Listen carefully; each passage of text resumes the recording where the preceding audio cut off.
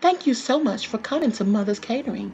If you have not already subscribed, please take one moment to subscribe and then share this channel with your friends and your family.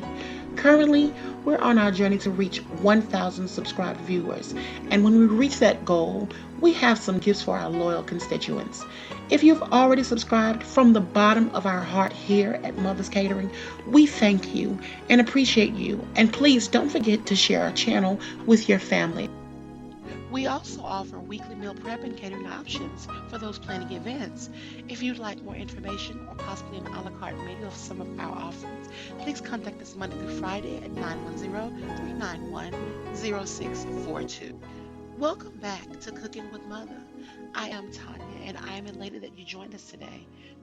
Today we will be making smothered turkey chops. I hope you enjoy. So we want to begin with our ingredients. Our first ingredient will be a turkey breast tenderloin. I got it from Walmart. It was on sale. We also want to do some tri or quad color bell peppers as well. Then we also want to have some onions chopped up.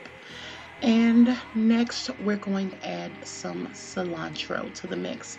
I personally love cilantro. I prefer it over parsley, so I use cilantro a lot. Also some minced garlic. You can mince it yourself, or you can buy in the can or the jar. Also want some salted butter. You'll need some flour to dredge and to make gravy from.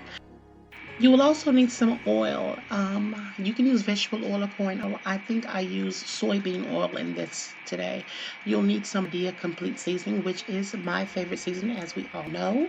In addition, you'll need some celery seed, or you use celery as well if you just like celery. I also love fennel, and you can use the fennel in addition to that as well. You can get some fresh fennel as well. So what you want to do, you want to begin by taking your tenderloin out of the pack, and you want to wash it. I like to wash my tenderloin. I like to wash all my meats, actually. I do not like to just use them straight out of the pack. And then you want to cut it into pieces that are suitable for you and your family. Unfortunately, I could not find my favorite knife, my chef knife, so I ended up using this knife right here, which was really, really dull and gave me a little bit of problems, but as you see, it still cut pretty well. Then you want to take your meat, once again, you want to rinse your meat off again. And then you want to put your meat into a bowl, and then you want to season your meat very well. I used paprika as one of my seasonings, as it adds, a little bit of flavor to it. It adds some color as well. So I like to use paprika in some of my cooking as well. Then I use some curry powder. I know that seems a little weird, but I like the taste of curry powder. So I use the curry powder because I really do enjoy the taste of the curry powder. Next, I used some red pepper flakes. I love spiciness, spicy foods.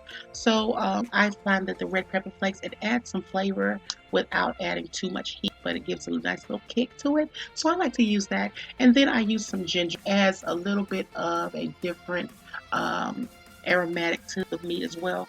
And it did add a great amount of flavor. You do not need a lot of ginger. Please do not use a lot of ginger. It will overtake the taste of your food. And once again, I'm using celery seed again on the meat in order to let it marinate within all the seasonings. So after I have duly seasoned that, I want to also add some Dia Complete seasoning. Did I add that twice? I think I did. Did I over? Well, it wasn't over seasoned. It was really good, actually. But then you want to add some vegetable bouillon. I personally love vegetable bouillon. I love, all the different types of bouillon. I don't use beef bouillon, though. That's kind of weird, but it is what it is. And then I use 1 tablespoon of soybean oil. Or did I use a teaspoon? I either use a tablespoon or a teaspoon of soybean oil. And I use that just to help it to soak into the meat and help the seasonings to stay on the meat itself, just a little bit of whisk. And then of course you need to make sure that you are mixing very well, getting your meat nicely coated very well. Every piece of the meat needs to be coated. and you want to make sure that it stays that way. I also, after I've done that, I added some lemon juice. I personally do like the lemon in the little thing. I like real lemon, so I use real lemons, real limes, or real oranges, or whatever I'm going to use that day. And then also, I added some black pepper to it because, once again, what's a meal without black pepper? And of course, you need to mix that up as well.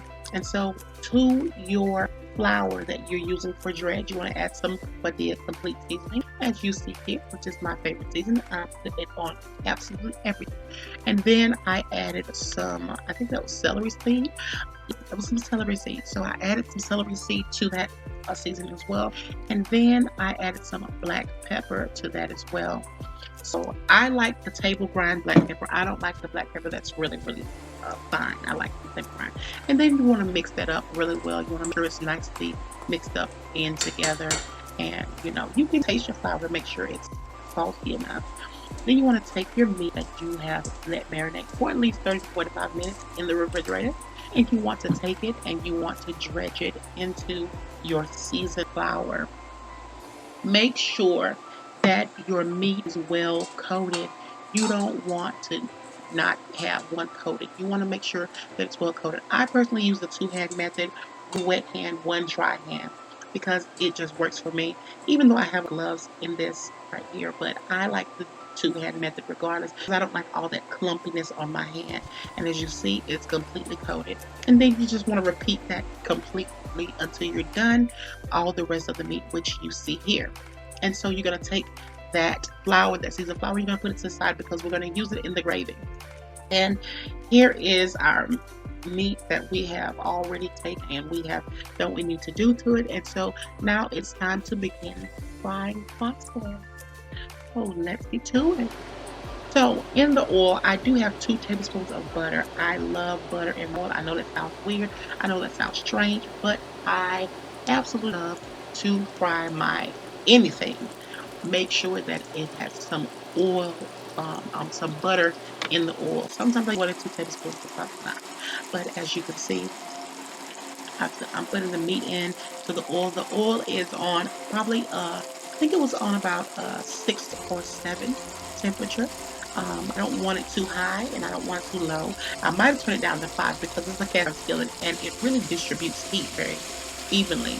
And as see, I cooked it on each side for about 3 or 4 minutes, not even a full 5 minutes. But as you see, it's a very beautiful color.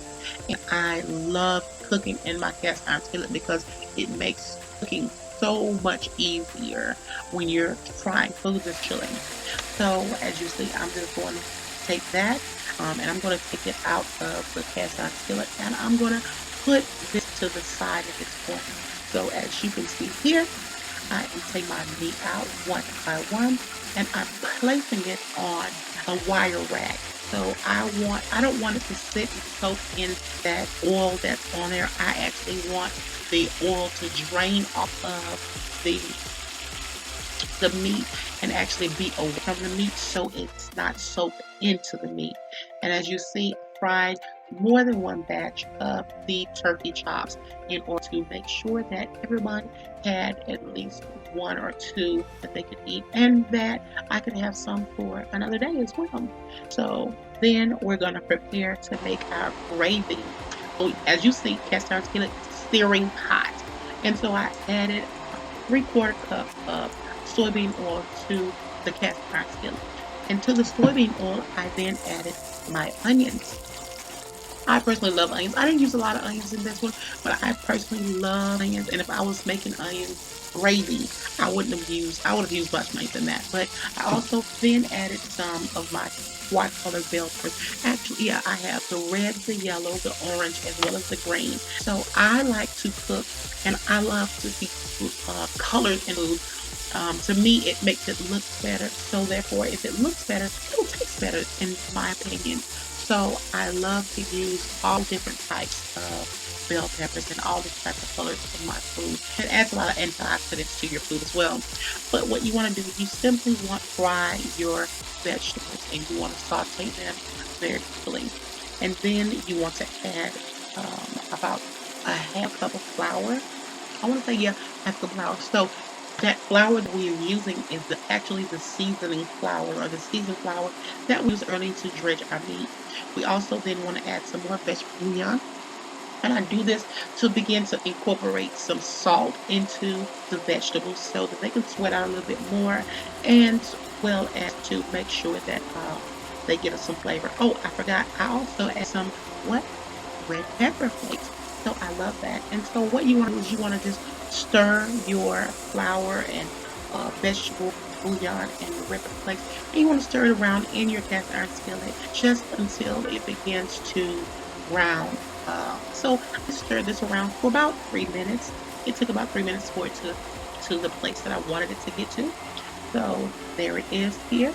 And then I begin to add water. Now, you can add vegetable stock or chicken stock or, whatever kind of stock you want to add. You can even add shrimp stock if you want. But I added water because I knew that I added things with some salt in it. So I didn't want to be over salty. So I simply added water to uh, my sauteed vegetables, my sauteed onion bell peppers, so that I could make sure that it did not get too salty. Because you can always add salt, but you can't take salt for gravy. So what I did was I added water until it got to this consistency that I actually wanted. And then, of course, I had to taste it because I wanted to make sure that it was salty enough, and it was not. So I had to add some more vegetable bouillon to it. And I added, I'm not sure how much I added. I actually started adding stuff to taste because I don't really measure a lot of times, but I started just adding it to taste, and I eyeball everything. So that was probably about not even a cup. Then I added some of the my favorite complete seasoning, as well as some Italian seasoning as well. And then, of course, we want to always add some black pepper because I love black pepper. And we also going to add some fennel seed to it as well. I just love fennel. I love the taste of fennel. I love fennel in almost anything. Now, I don't cook fennel for everybody with, or let me rephrase that. I don't cook everything with fennel, but I do add fennel to a lot of my own foods that I'm going to eat in my house. And then you just want to stir that up, and you would just want to let this cook down for 5 to 10, maybe 15 minutes, just to get some more consistency of gravy. And of course, since we've added, we're going to let it cook down some. We want to taste it to ensure that the taste is what it needs to be. After you have tasted it, if it is not what it needs to be, add more seasoning. It's very simple. Don't be afraid to add salt, but don't add too much salt. That's all I'm saying. But you want your food to be flavorful. After you have gotten it to the consistency that you want, as well as you have gotten it to the flavor that you want, then you want to add your meat back into it. Now, once again, you don't want it to be too salty because, once again, what do you have? You have meat that you have been marinated, so your meat has flavor, as well as your gravy. It has flavor as well. And then after you have put your gravy or your meat out of your gravy full of flavor and full of wonderful goodness, you want to go ahead and you want to cover your meat in the gravy, and you literally want to turn your heat down to about 3 or 2 and just simply let it simmer. After that, you begin to plate your wonderful meal. Personally, I had made some wild rice and some potato salad to go with my meal because that's what I wanted that day. And as you see here, we are looking at our beautiful,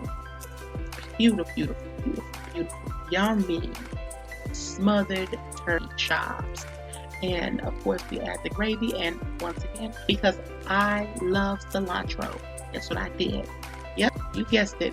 I added more cilantro because I love the stuff. And if you want to try it, go ahead and try it. See how you figure out if it's right for you. All right?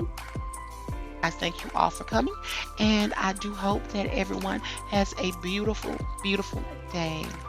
Thank you so much for tuning in to Cooking with Mother once again, and I do hope that this will help you to embark on your own culinary journeys. Of course, I hope that you also share your story with me and let me know how things turn out for you with you made this meal. Also, for videos which you would like to see because you desire to learn how to make something in particular and you want to know how I put my own culinary soul to it, please inbox me on Facebook at Mother's Catering or via email at motherscatering@gmail.com. If you have not already done so, please help us reach our goal to get to 1,000 viewers by subscribing and inviting all of your culinary enthusiasts to come and join our little party here at Mother's Catering, okay? Also, let's not forget that Mother's Catering does do meal prep. So, if you'd like a meal prep plan, be sure to hit us up on Mother's Catering on Facebook or All Things Tanya on Instagram. You can also send us an email at motherscatering@gmail.com. Thank you so much, and I pray that each of you stay safe, stay strong, and keep pushing towards your own promised land. Lastly, if you've not done so, share, share, share. And after you've shared, we are so grateful that you joined us here. Also, don't forget to press the little bell to know when our next video comes up, as we do share videos on a weekly basis. Thank you so much and have a wonderful day.